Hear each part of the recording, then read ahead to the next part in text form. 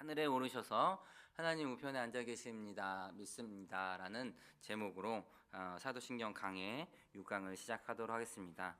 네, 저희가 벌써 이제 절반을 넘어서고 있습니다. 이제 6번째 사도신경 고백인데요. 그것은 부활하신 하나님께서 하늘로 올라가신 사건, 승천과 또 보좌 우편에 앉아 계심에 대한 이야기를 하겠습니다. 근데 그 전에 우리 마음속에 이런 생각이 드시는 분도 혹 계실지 모르겠어요. 아니 벌써 이제 사도신경 6강이나 되었는데 아직도 예수님이다라고 라는 마음이 계신지 모르겠어요. 아직도 예수님에 대한 이야기가 예수님에 대한 고백이 더 남았습니까? 라고 할 때 네, 그렇습니다.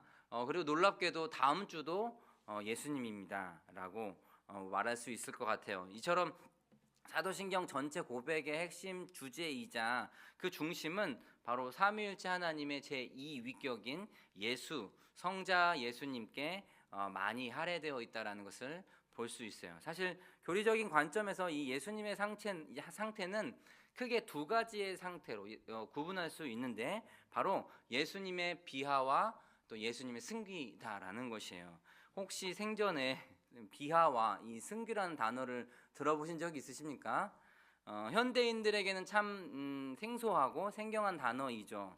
우리 하나동산교회 정도의 수준이 돼야지 배울 수 있는 단어 같아요. 그러니까 이 시간이 좀 힘들 수도 있고 또 좀 피곤할 수 있는 시간이지만 우리가 자부심을 가지고 배우려는 그 마음과 그 따끈한 마음으로 우리가 살펴봤으면 좋겠어요. 평생 못 들어보다가 천국에 가서 이런 교리가 있었어요라고 예수님 앞에 부끄럽지 않아야 될 거잖아요. 그죠? 그렇죠? 그래서 어찌됐든 좀 더 쉽게 이 단어를 풀어보자면 예수님의 비하란 바로 예수님의 낮아지심을 의미한다라는 것이고 또 예수님의 승귀라는 이 고귀한 단어는 높아지심을 의미한다라는 것이에요. 신학적인 개념으로 말하고자 하는 것은 높고 영화로우신 그 하나님께서 어디까지 우리를 위하여 낮아지실 수가 있는지를 보여주는 것이 비하이고요. 그리고 그 낮아지셨던 예수님께서 다시 어떻게 회복되어 높아지실 수 있는지가 승기다라는 것이죠. 물론 오늘은 더 그것을 깊게 다룰 수 없지만 우리가 이미 앞에서 비하를 배웠어요. 무엇입니까? 바로 예수님의 성육신, 고난당하심, 십자가의 죽음, 그리고 무덤에 묻히는 이 장사되심이 바로 예수님의 비하에 대한 교리 혹은 진리다라는 것이죠. 예수님의 성육신, 그 하나님이 인간 그 자체가 되신 것 자체가 바로 비하의 상태, 예수님이 한없이 겸손해지고 한없이 낮아질 수 있는 상태가 된 것이 인간의 육체를 입은 성육신인 것이고요. 그리고 그가 하나님이 고난을 당하시고 십자가의 죽음을 맞이하고 또 우리가 지난번에 살펴봤던 것처럼 무덤에 묻히는 자리까지 나아가는 것은 모두 예수님의 비하라는 것이죠. 하지만 이것만 놓고 본다면 기독교에는 소망이 없어요. 예수님의 비하만 우리가 계속 배운다고 하면은 그것은 결코 복음이라고 부를 수가 없는 것이죠. 오직 우리의 신앙에 십자가만 존재한다면 그것은 오늘 우리에게 어떠한 기쁨과 우리가 무엇을 기다리고 소망할 수 있겠습니까? 악한 죄인들을 사랑하신 예수님이 그렇게 피를 철철 흘리며 안타깝게 돌아가셨도다라는 말로는 우리에게 있어서는 뭔가를 기대할 수가 없는 것이죠. 그래서 우리에게는 예수님의 승귀에 대한 부분도 반드시 비하를 배웠다면 승귀에 대한 부분을 반드시 배워야 되는 것이 신앙의 균형이다라고 할 수 있어요. 따라서 우리가 지난번에 살펴보았던 것처럼 사망과 죽음을 이기시고 승리하신 예수님의 부활을 배웠던 것이 승귀의 하나이고 그것만이 예수님의 높아지심인 것이 아니라 오늘 우리가 배우려고 하는 하나님 하늘 위로 승천하신 사건과 보좌 우편에 앉아 계신 사건도 다 승귀, 높아지심에 해당한다라는 것이죠. 그리고 이것이야말로 우리가 너무나도 영광스럽고 감격스러운 교리가 아닐까 생각합니다. 우리가 예수님의 승귀를 알고 배울 때 비로소 세상이 줄 수 없는 다른 가치의 은혜가 있다라는 것이에요. 자, 이제 그렇다면 한번 우리 사도신경 6번째 고백을 한번 읽어보겠습니다. 시작. 하늘에 오르사 전능하신 하나님 우편에 앉아 계시다가 사도행전을 보게 되면은 1장에 예수님께서 부활하시고 40일간을 제자들과 보내신 다음에요, 감람산이라고 하는 아주 구체적이고 명확한 지명을 활용해 가지고 그 감람산에서 하나님이 하늘나라로 올라가셨다라는 것을 똑똑히 기록하고 있어요. 그리고 심지어 그 자리에는 수많은 제자들이 두 눈으로 똑똑히 보았다라는 것을 볼 수 있습니다. 사도행전 1장 11절입니다. 시작. 이르되 쳐다보느냐, 너희 가운데서 하늘로 올려지신 이 예수는 하늘로 가심을 본 그대로 오시리라 하였느니라. 수많은 사람들이 예수님의 이 승천하신 하늘로 오르신 사건을 보았다라고 증언하고 있어요. 하니까 예수님의 부활 사건만큼이나 승천의 사건은 실제 역사 가운데 있었던 사건이다라는 것입니다. 그렇다면 오늘 우리가 이 예수 그리스도의 승천 사건의 진위 여부를 살펴보기 위해서 그것을 붙잡고 오랫동안 씨름하고 있을 시간은 너무 우리에게 아깝죠. 우리는 그것보다는 그 승천의 의미가 무엇인지를 살펴보는 게 더 지혜로울 것이다 라는 것이에요. 오늘 우리는 모두 그리스도인으로서 예수 그리스도께서 부활하셔서 하늘에 오르셔서 보좌 우편에 계시다라는 것을 다 의심하지 않고 믿는 사람들이 여기 있다라는 것이에요. 근데 만약 그렇다고 한다면 예수님의 승천이 나와 무슨 상관이 있습니까?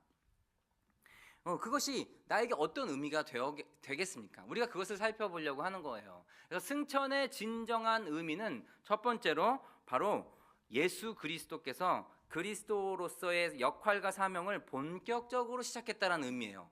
우리는 늘 예수 그리스도를 이야기하지만 그게 그리스도가 사람의 이름이 아니다라는 것은 잘 알고 있죠. 그리스도는 역할, 직분의 의미를 갖고 있습니다. 그리스도란 크게 세 가지 직분을 말하는데 바로 선지자로서의 직분과 대제사장으로서의 직분, 왕으로서의 직분이었어요. 그래서 인간들도 그리스도, 메시아라는 이 직분을 얻을 수 있었지만 이 세 가지 모든 직분을 감당하신 분은 우리가 잘 아는 것처럼 예수님밖에 없었다라는 것이에요. 우리는 대부분 예수님께서 이 그리스도의 직분을 이 땅에서만 행했거나 아니면 이 땅에서 가장 제대로 행하셨다라고 생각하는데 사실은 그 반대입니다. 예수님은 이 땅에서는 예고편을 보여주신 거예요. 맛보기로만 보여주신 것이고 실제 그리스도의 직분은 지금, 그 지금이라는 단어가 이 성경에 나오는 지금이 아니라 오늘 2026년 4월 이 시간에 예수님께서 가장 그리스도의 직분을 완벽하게 수행하고 있다라고 하는 것이에요. 왜냐하면 이 땅에서 2000년 전에 예수님이 사셨을 때는 그리스도다라는 직분을 완벽하게 수행했다고 하기에는 너무 흠이 많아요. 근데 그 흠은 뭐 어떤 도덕적이거나 죄의 흠이 아니라 부족함이, 연약함이 있다라는 것이에요. 왜냐하면 그는 이 땅에서는 고난받는 종으로서 비하의 역할로서 수행했던 것이죠. 그래서 많은 사람들이 예수님을 왕으로 생각하지 않았습니다. 그가 그리스도라면 그런 식으로 죽을 수 없었다라고 생각했던 것이죠. 십자가에서 무기력하게 생명을 잃을 그리스도, 십자가에서 무기력하게 생명을 잃는 메시아는 사람들의 개념에 존재하지 않는 그리스도였다라는 것이에요. 하지만 예수님은 이제 승천하심을 통해서 본격적으로 모든 이들의 선지자가 되시고 모든 이들의 대제사장이 되시며 만왕의 왕으로서 등극하신다라는 것이에요. 그러므로 예수님의 승천은 성령 하나님의 시대가 이제 막 열린 것을 의미하고 주로 예수 그리스도를 주로 믿는 모든 사람들을 통하여 선지자, 대제사장, 왕으로서 이 땅을 통치하고 다스리신다라는 것이에요. 그래서 어떤 개혁주의 신학자는 예수님의 승천이야말로 그리스도로서의 모든 직분에 오르는 취임식과 같다라고 표현했습니다. 우리가 두 번째로 예수님의 승천을 살펴보자면 그 의미는 이제는 더 이상 육체 형태로 우리에게 임재하는 것이 아닌 영의 형태로서 임재한다라는 것이에요. 예수님이 우리 가운데 영의 형태로 임하신다는 게 무슨 뜻이죠? 그것은 각 사람 가운데 영으로서 우리가 동행하여 주신다라는 것이죠. 그래서 육체로 계시는 동안에는 예수님이 아주 소수의 몇몇의 사람들에게만 돌볼 수 있었고 그들 가운데 임재해 계실 수 있었어요. 사도들이 그런 특별한 은혜를 경험할 수 있었죠. 하지만 이제는 그 어느 누구라도 그 어떤 장소에서라도 예수님을 우리가 다 만날 수 있다라는 것이에요. 승천이 그 의미입니다. 모든 시간과 공간의 제약을 받지 않고 우리는 언제라도 내가 마음만 먹으면 주님과 동행하고 주님과 그 교제 가운데, 그 친밀함 가운데 들어갈 수 있게 되었다라는 것이죠. 따라서 예수님의 승천하심은 주님께서 이 세상 사람과 너무 지쳐가지고 관계 맺는 게 힘들어서 도망가듯이 승천한 것이 아니라 오히려 그 반대로 모든 사람들과 교제하기 위한 승천이셨다라는 것이에요. 그러므로 마태복음 28장 20절은 예수님께서 이렇게 말씀하셔요. 볼지어다 내가 세상 끝날까지 너희와 항상 함께 있으리라 라고 예수님께서는 우리에게 승천을 통하여 그 약속, 너희와 항상 함께 있을 것이라는 약속을 이루신다라는 것이죠. 그렇다면 여기 계신 성도님들은 예수님께서 지금도 나와 이렇게 동행하여 주시고 함께 해주신다라는 주의 약속을 믿으십니까? 그 약속이 지금도 유효해서 지금 이 예배의 자리뿐 아니라 이 예배를 마치고 돌아가는 차 안에서도, 그곳에서도 예수님이 나와 함께 하신다라는 것을 믿으십니까? 그럼 그 믿음 위에 우리가 예수 그리스도의 임재 의식을 담아내야 할 줄로 믿습니다. 예수님의 그 임재하심을 의식하기 위하여 더 철저하게 노력해야 할 것이다라는 것이에요. 예수님이 나와 임재하심을 믿습니다라고 고백하는 것은 쉬워요. 나와 365일 24시간 함께 합니다라는 고백은 하기 쉽죠. 그런데 그 믿음을 가지고 있으면서도 예수님이 지금 영으로서 나와 함께 하시고 동행하신다는 사실을 기억하며 살아가는 것은 별개의 문제다라는 것이에요. 우리는 기억하기보다는 오히려 더 잊어버리기가 쉽습니다. 주님과 동행하는 삶, 그 주님의 임재를 의식하는 삶은 사실은 신앙의, 모든 성도의 그 신앙의 척도라는 것이죠. 우리의 수준은 주님이 나와 얼마나 오랫도록 함께 하느냐로 판명되는 것이 아니라 항상 이미 함께 하시는 그 주님을 얼마나 더 의식하느냐에 달려 있다라는 것이죠.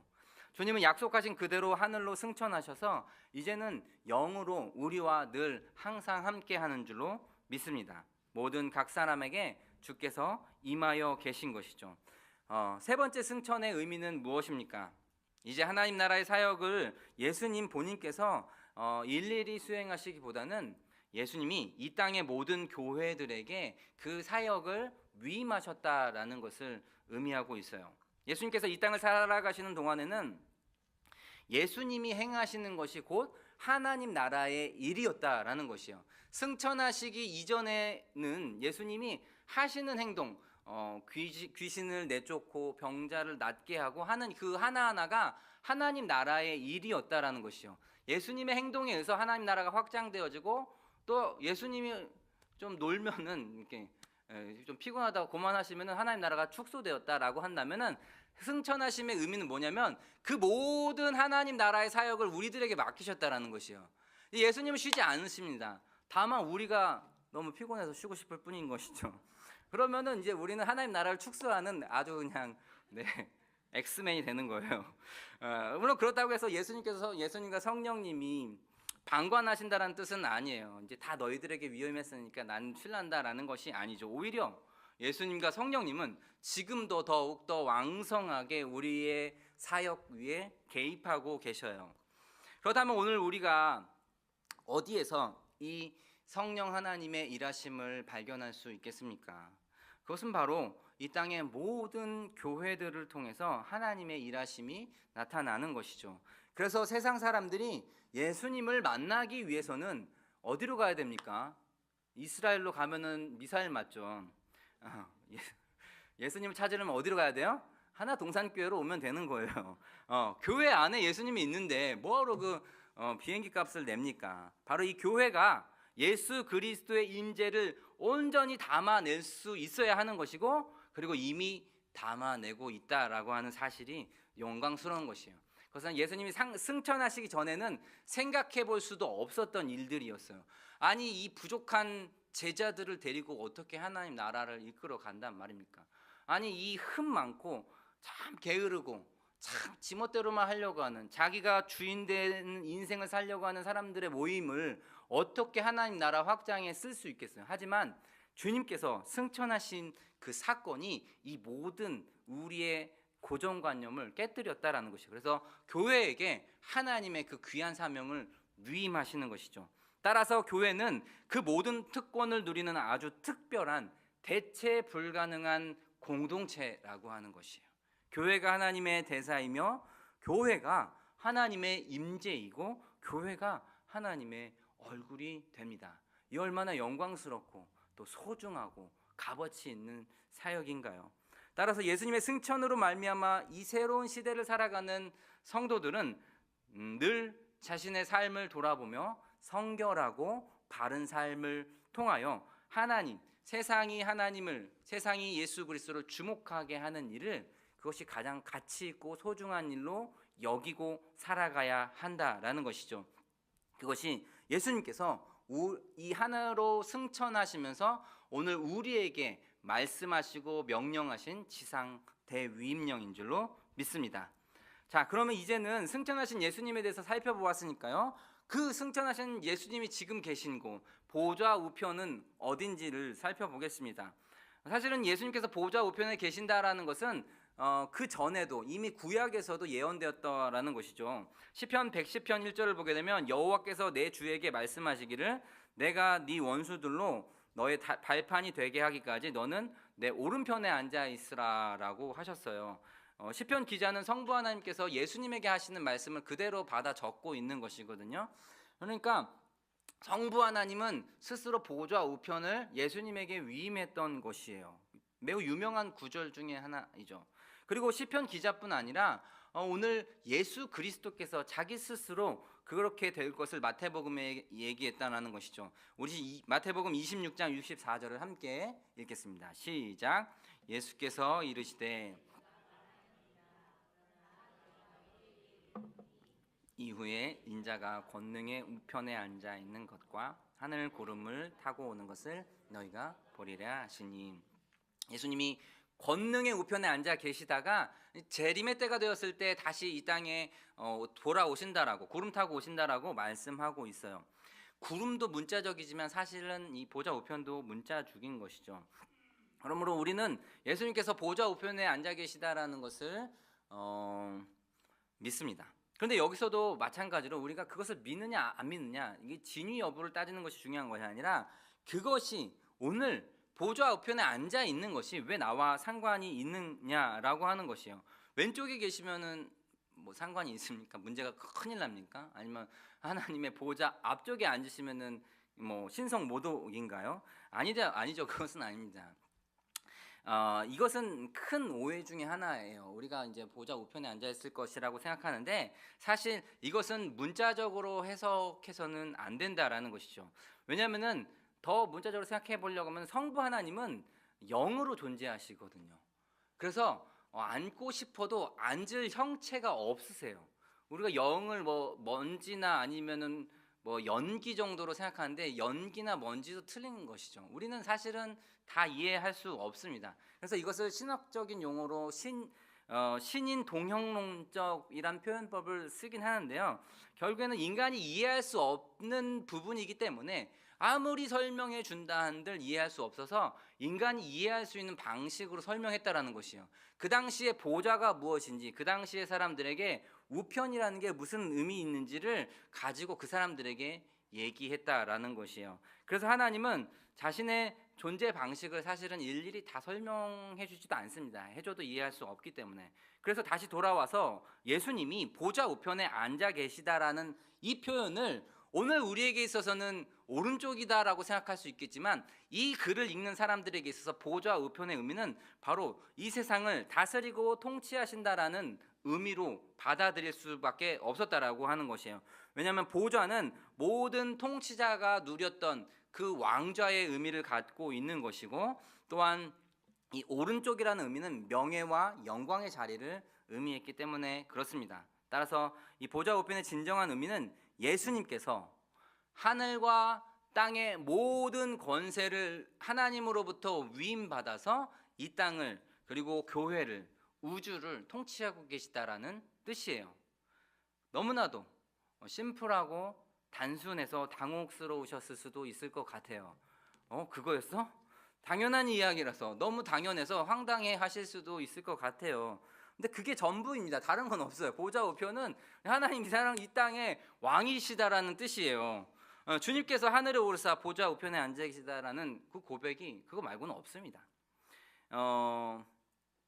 전혀 새롭지 않죠. 사도 바울도 그래서 오늘 본문에 이 에베소서 1장 20절과 21절을 말씀하고 있는 거예요. 그의 능력이 그리스도 안에서 역사하사 죽은 자들 가운데서 다시 살리시고 하늘에서 자기의 오른편에 앉히사, 자기의 오른편에 앉히셨다라는 것은 21절에 모든 통치와 권세와 능력과 주권과 이 세상뿐 아니라 오는 세상에 일컫는 모든 이름 위에 뛰어나게 하셨다라는 의미를 갖고 있는 것이에요.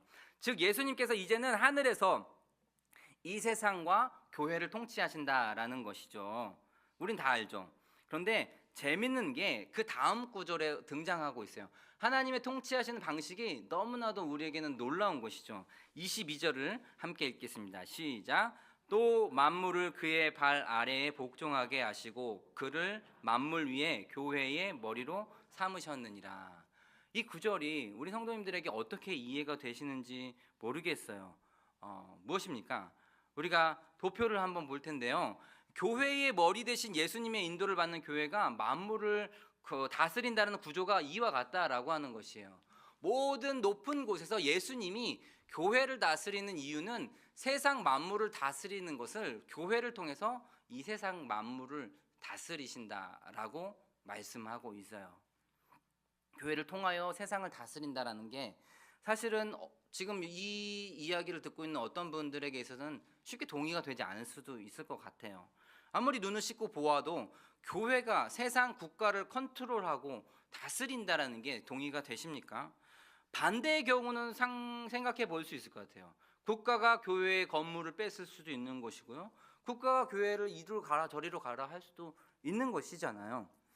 그러나 우리는 여기서 그렇기 때문에 우리가 육적인 눈이 아니라 믿음의 눈으로 영적인 눈으로 바라볼 수 있어야 된다라는 것이에요.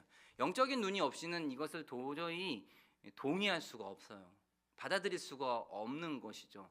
그러면 이 상태는 이 지경은 아니어야 된다라고 말하는 분들도 계실 것 같아요.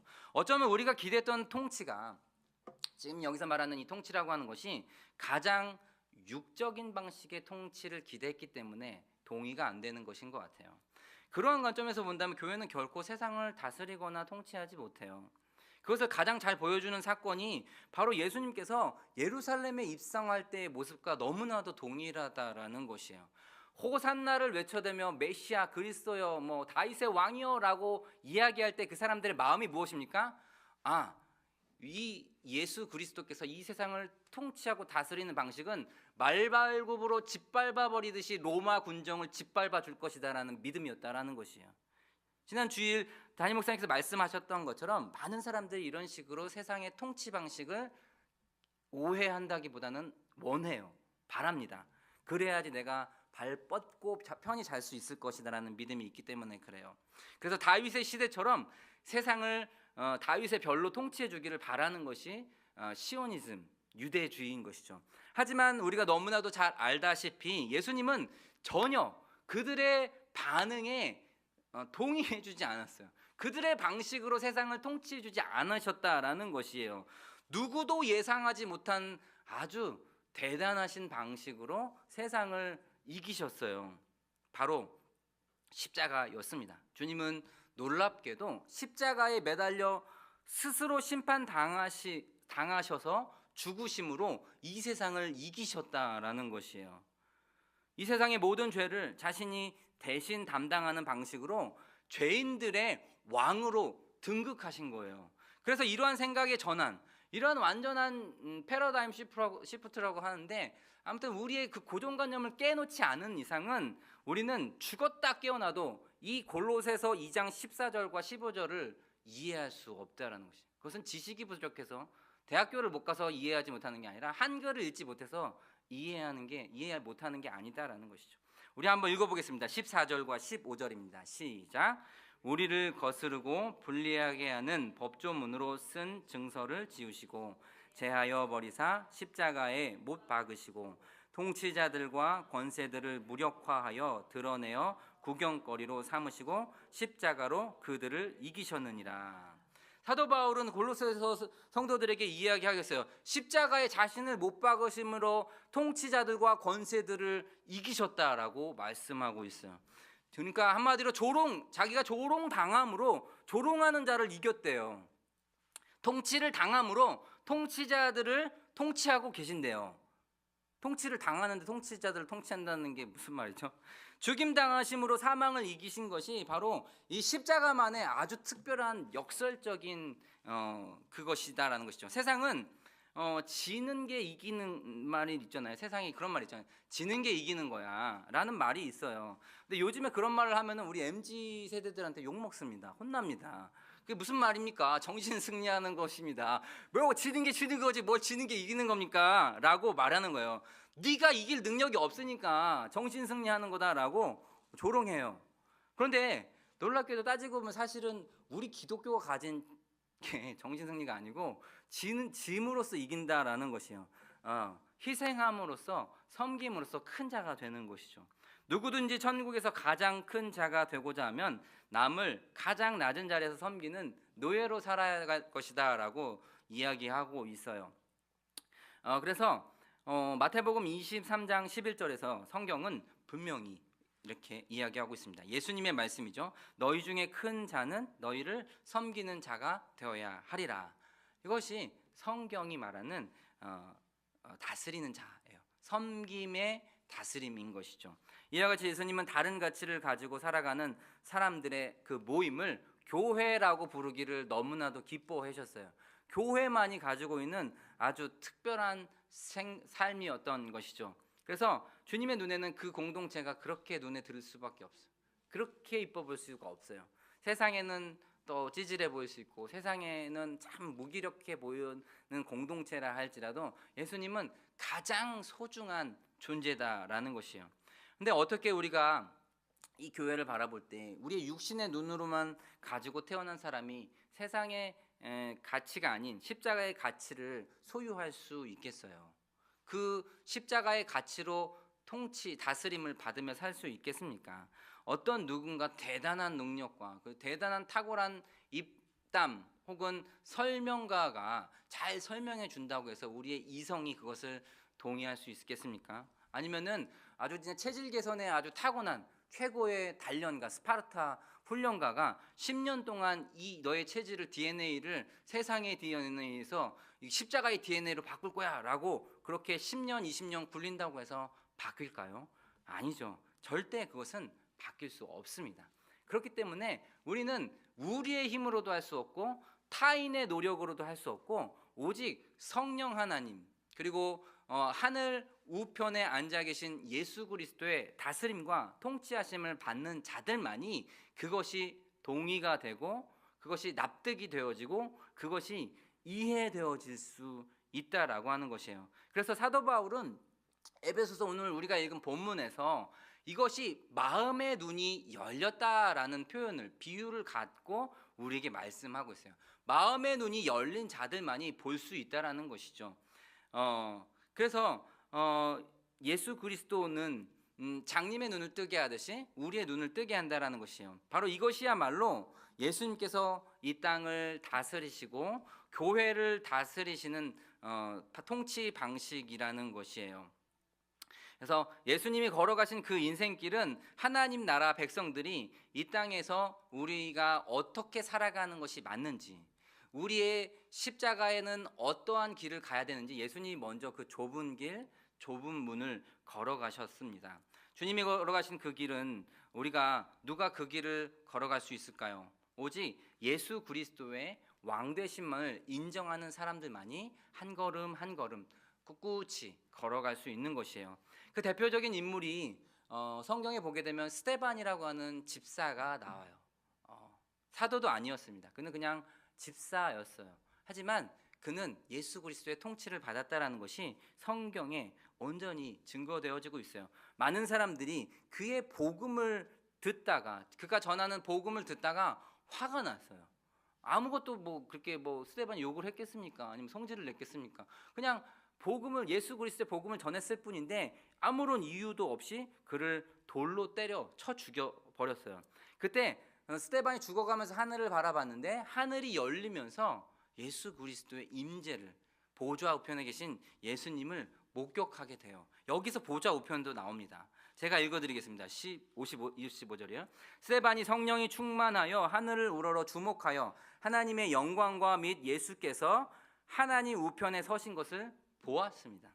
말하되 보라, 하늘이 열리고 인자가 하나님 우편에 서신 것을 보노라 한대. 그러니까 56절은 뭐예요? 자기가 봤는데 주변 사람들은 못 보는 거예요. 그들은 왜 못 봤을까요? 그들은 어찌하여 스데반이 볼 수 있는 하나님의 보좌 우편을 그들은 보지 못합니까? 그것은 그들이 하나님의 다스림을 받지 않고 있다라는 것이에요. 이제 보니까 그가 예수 그리스도의 왕권을 볼 수 있었던 이유는 바로 스데반이야말로 주님의 왕권을 인정하는 삶을 살고 있었기 때문이다라는 것이에요. 그래서 그는 주님의 통치 아래에서 예수님이 가신 그 십자가의 길을 그도 따라갈 수 있었던 것이죠. 그에게 주어진 십자가는 주변인들로부터 돌에 맞아 순교하는 형상으로 나타내게 됩니다.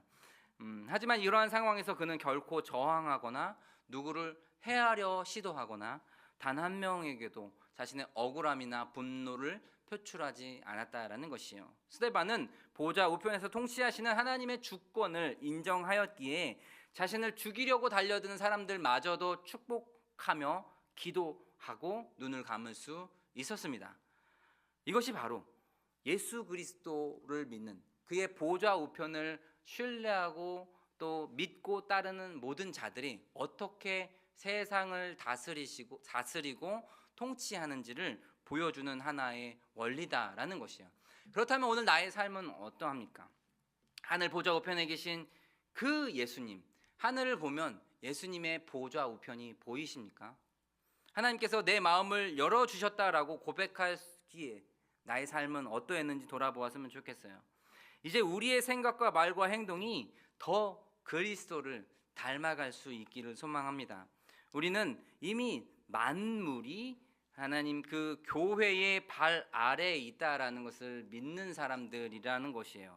사망의 권세도 예수님의 부활하심 아래에 있음을 믿음으로 고백하는 사람들인 것이죠. 그러므로 사도 바울의 다음과 같은 권면이 오늘 우리의 심령에도 고스란히 박혀질 수 있기를 소망합니다. 골로새서 3장 1절에서 4절을 함께 읽도록 하겠습니다. 시작. 그러므로 너희가 그리스도와 함께 다시 살리심을 받았으면 위의 것을 찾으라. 거기는 그리스도께서 하나님 우편에 앉아 계시느니라. 위의 것을 생각하고 땅의 것을 생각하지 말라. 이는 너희가 죽었고 너희 생명이 그리스도와 함께 하나님 안에 감추어졌음이라. 우리 생명이신 그리스도께서 나타나실 그때에 너희도 그와 함께 영광 중에 나타나리라. 아멘. 위의 것을 찾을 수 있기를 소망합니다.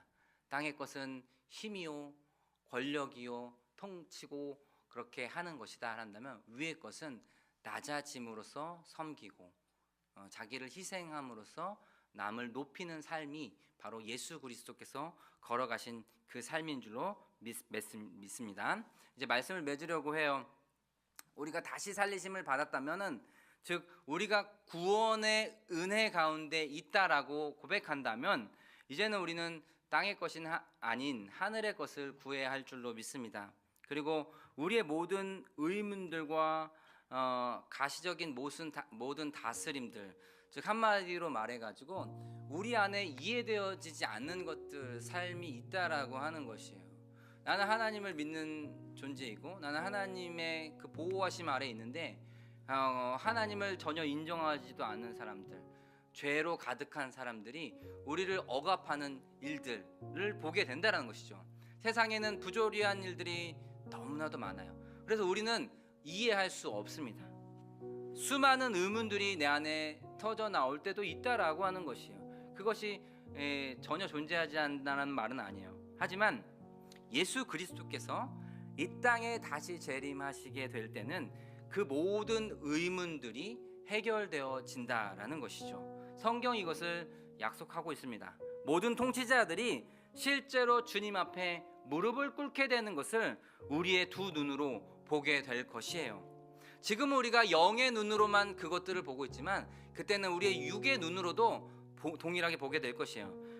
수많은 거짓말쟁이들과 수많은 사기꾼들이 철저한 심판 아래 놓이게 될 것을 우리의 두 눈으로 보게 될 날은 오늘이 아닐 수도 있어요. 내일도 아닐 수 있고 내년에도 그걸 못 볼 수 있어요. 하지만 우리는 그것을 지금은 마음의 눈으로 보지만 그것을 눈으로 보는 날이 반드시 오게 될 것이에요. 근데 스데반처럼 우리가 거기에 굉장한 분노와 감정을 섞지 않았으면 좋겠어요. 그들은 그리스도인들을 조롱했고요. 그리고 그리스도인들을 조롱함으로 인해서 예수 그리스도를 조롱했던 사람들이에요. 불쌍한 자들입니다. 하지만 그들의 한숨도 한탄도 반드시 보게 될 것이에요. 그 날이 오면, 예수 그리스도의 재림의 그 날이 오면 우리는 하나도 남김없이 선명하게 보게 될 것입니다. 그때는 우리의 마음의 눈뿐만이 아니라 우리의 육신의 눈도 보게 될 것이다 라는 것이에요. 그 믿음이 현실로 나타날 것을 믿으며 우리는 오늘 하루도 순간순간 예수 그리스도를 묵상하고 주님의 임재 의식 가운데 살아가야 할 줄로 믿습니다. 분명 지금은 모든 것이 선명하게 보이지 않는 시대예요. 모든 게 불투명하기 짝이 없으며 선과 악이 뒤섞여 있고 무엇이 선인지 무엇이 악인지 알 수 없는 일도 많지만 보좌 우편에 서 계신 예수 그리스도를 바라보는 성도님들만큼은 자신의 믿음과 신앙을 팔아먹지 않는다라는 것이에요. 주님의 다스리심을 우리는 거절할 수 없습니다. 주님이 나를 통치하시는 것을 부인할 수 없다라는 것이에요. 세상 모든 사람들이 이중적인 생활을 할 수 있어요. 예수님을 믿는 척 하면서도 또 현실은 현실이라고 하면서 세상 가운데 살아갈 수 있지만 우리는 하나님 나라를 소망하는 자들이기에 결코 그렇게 살아갈 수 없어요. 예수님과 같이, 스데반과 같이, 사도 바울과 같이 오늘 이 땅을, 오늘 하루를 그렇게 역설적이면서도 영광스러운 십자가의 길로 하루하루를 살아갈 수 있는 우리 성도님들 다 되실 수 있도록 예수 그리스도의 이름으로 축복합니다. 그 마음을 가지고 우리가 이 찬양을 고백했으면 좋겠어요. 그 가사 하나에 우리의 마음을 꾹꾹 눌러 담아서 예수님은 나의 주인님이십니다.